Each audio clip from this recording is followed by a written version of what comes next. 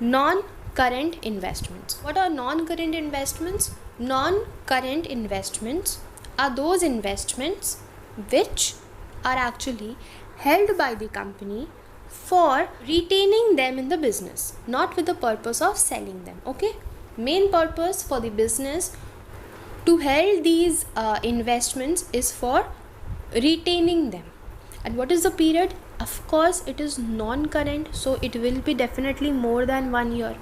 Had it been less than 1 year, then we know it would be current investments. Okay, so all those investments which are held by the company for more than 1 year for the purpose just to retain them, that is called as non-current investments. Very simple. Let's move forward. What are the classifications given? It is classified into trade investments and other investments. What are trade investments? Trade investments means in case a company is investing in the shares of another company. If a company is investing into the debentures of another company. Why? Just to promote its trade, just to promote its business. Clear? Trade investments. And what are other investments? Other investments are the investments which are not trade investments. Okay.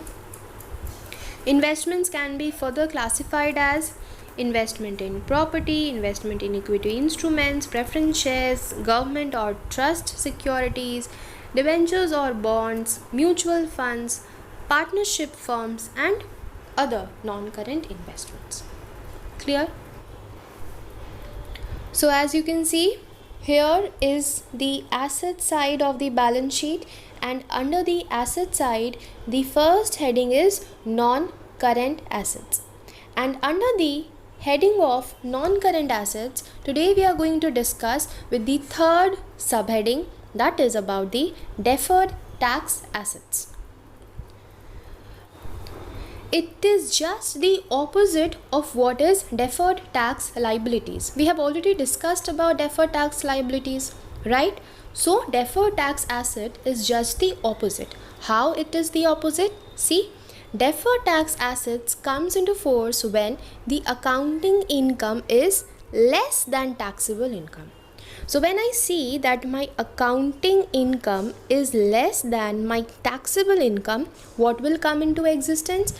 Deferred tax assets will come into existence. Clear? A business firm generally pays its taxes, or I should say pays advance tax based on the amount of taxable income. Okay, it calculates an assumed amount, that is called as taxable income, and on the basis of taxable income a company pays advance tax. Clear?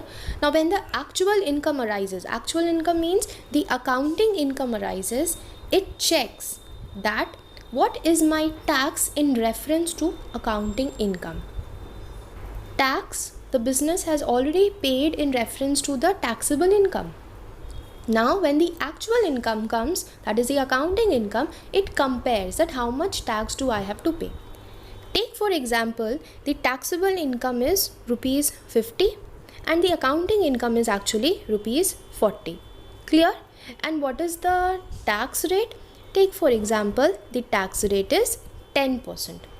So as I told you, the company pays advance tax based on the amount of taxable income. That means 10% of this rupees 50 will be paid by the company as advance tax. How much will it pay? 5 rupees. 10% of 50 is 5. Now when the actual income arises, that is 40 rupees, how much actually the business should pay? 10% of 40, that is 4 rupees. So can we say that the business has paid some extra tax? Of course the business has paid some extra tax. It has already paid rupees 5 taking this income into consideration, but it should actually pay rupees 4 because the accounting income is this.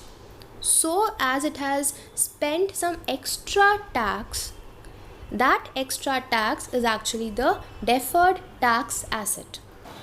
The business has given some extra amount as tax, and that extra amount will act as the asset for the company.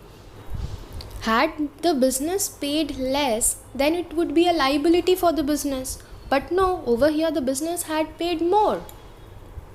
So it is an asset. And which types of asset? Deferred tax. And this extra 1 rupees, that will be adjusted in the upcoming time period. Okay, that is not of your concern. You just need to understand what is deferred tax asset. So I have explained very nicely that what is deferred tax asset and how it comes into existence. Clear? It comes into existence, you just need to understand, it comes into existence when the accounting income is less than the taxable income. Clear? Very simple concept.